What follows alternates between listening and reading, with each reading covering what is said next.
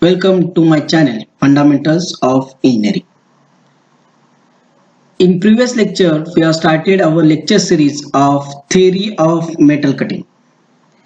So, in that we have seen the introduction of metal cutting process, what are the factors. If you missed that lecture, the link is in description box, you can see it. So in the next part, in the part 2, we are going to see what are the principles angles of a single point cutting tool that are affecting while we are doing the machining operation.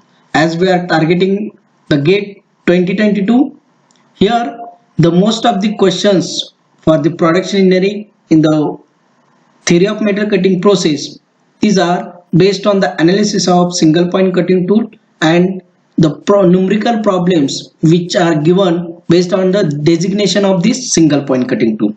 So first we will see what are the principal angles which are there in single point cutting tool. This is the lecture series for the part 2 of a theory of metal cutting. Part 1, if you missed, the link is in a description box. Now friends, we are going to see what are the angles of a single point cutting tool. So these are the angles which are there in single point cutting tool. The manufacturing method of this single point cutting tool is a forging. By using the forging process, we are manufacturing. So we are having the shank, and at the face we are applying the force. As we are doing the forging, we are applying the force, and due to that force we are getting some angles at the cutting edges, at the face and relief edges. So what are these angles we are going to see? So first one, that is at the rake face, when we draw the normal from the tool tip, the angle is a back rake angle. This is the alpha B, that is a back rake angle.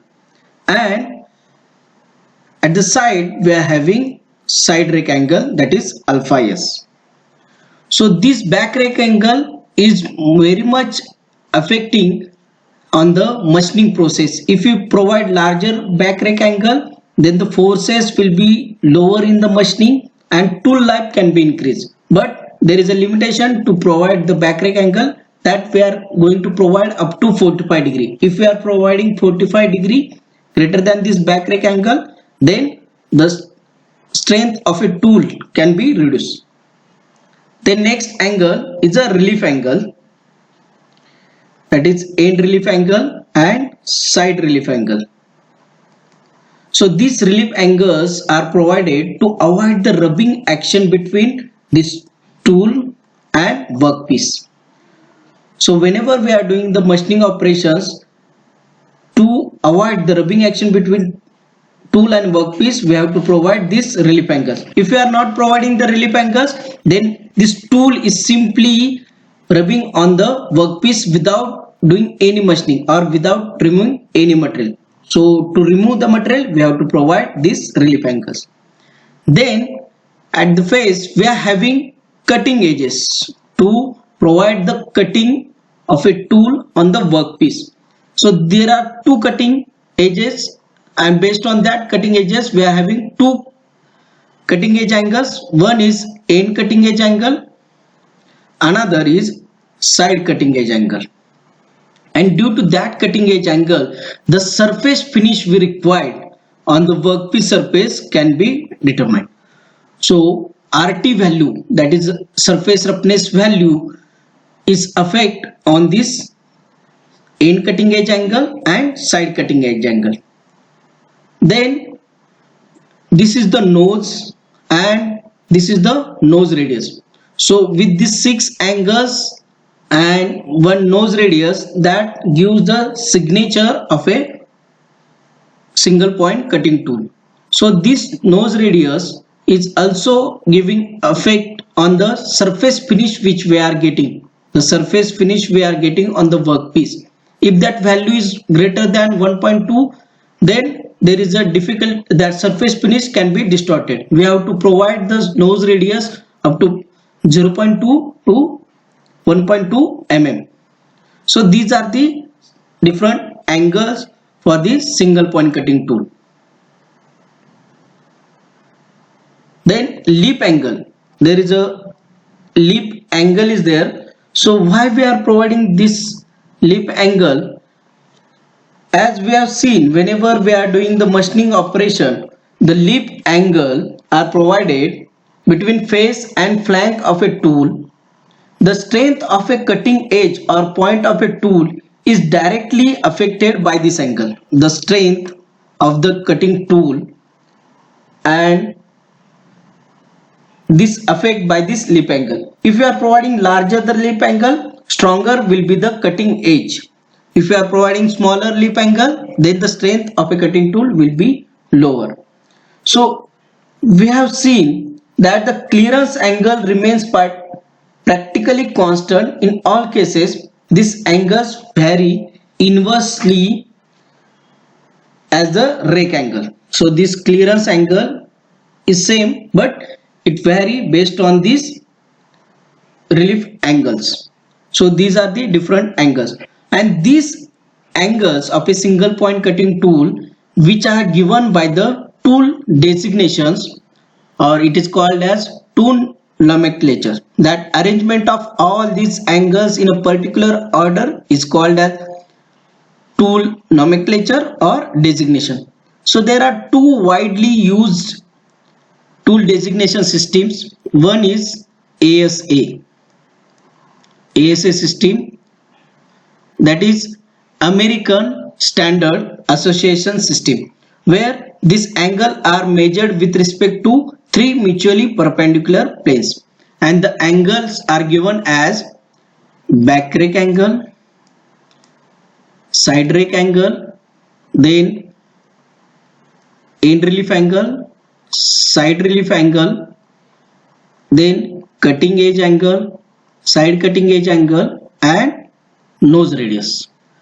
So ASA system gives the tool signature or tool nomenclature as like this: back rake angle, side rake angle, end relief angle, side relief angle, end cutting edge angle, side cutting edge angle, and nose radius. So this is the first system.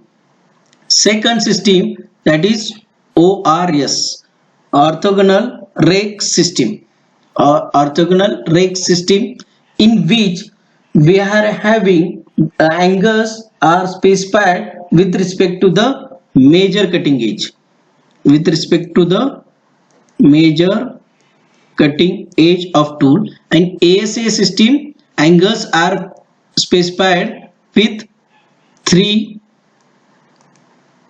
mutually perpendicular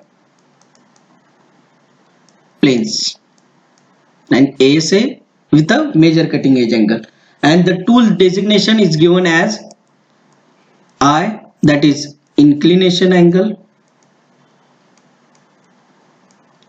then alpha, that is rake angle, then theta s dash, that is side relief angle,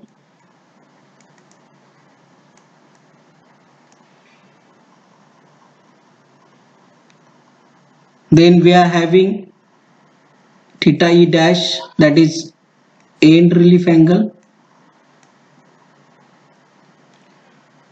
then C, that is end cutting edge angle,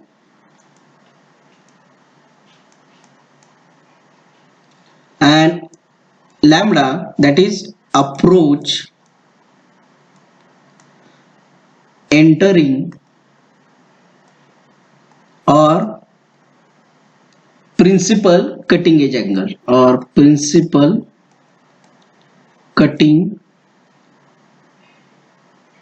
edge angle, and last one is a nose radius.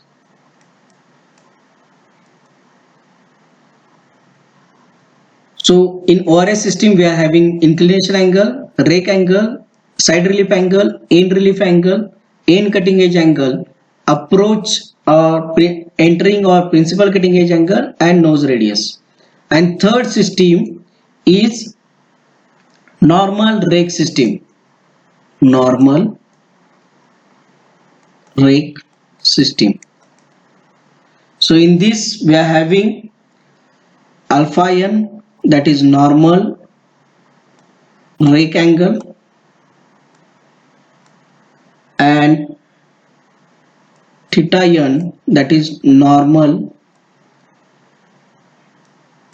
clearance angle. So if you see in these three systems, ASA system, ORS system and normal rake system, the alpha B, that is back rake angle of ASA system, is nearly equal to alpha of rake angle, and it is nearly equal to alpha n in normal rake system. So in the numerical problem, if tool designation is given as ASA system, ORS system or normal rake system, so based on that, if first angle in ASA system is given, then the first angle will be alpha B, that is back rake angle. In major cut ORS system, second angle will be the rake angle, and normal rake system alpha n will be the normal rake angle. So these three angles normally equal. So if designation, tool designation is given, and if nothing is mentioned in the numerical problem, then we have to consider that the tool designation is given as ASA system. If other than ASA system is given, then it is mentioned clearly in that numerical problem which system is used.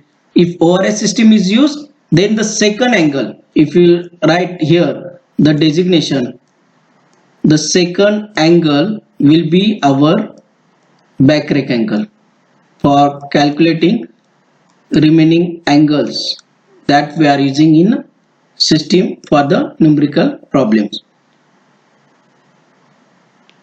Hope you are like this video. In that video we have seen what are the different angles of a single point cutting tool and how these angles are designated by using these three systems that we have seen.